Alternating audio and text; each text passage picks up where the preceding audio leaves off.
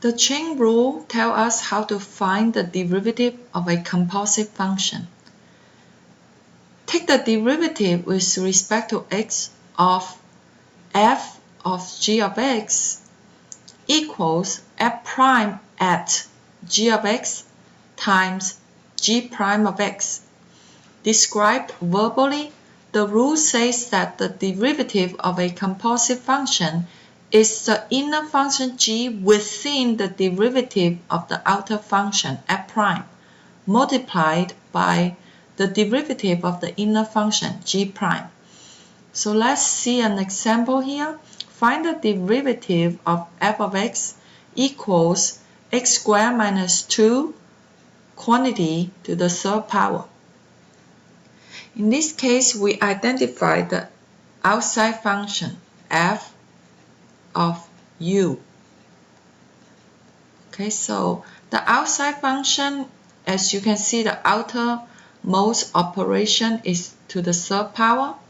So it's just u to the third power. And we usually use u to represent g of x. And in this case, g of x is x squared minus 2. So it's usually the quantity or the expression inside the parenthesis. According to the chain rule, we need to take the derivative of the outer function first. So what is f prime of u?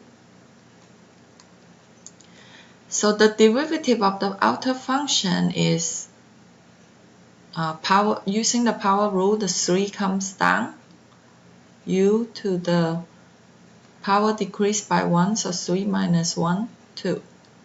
That's a derivative of the outer function.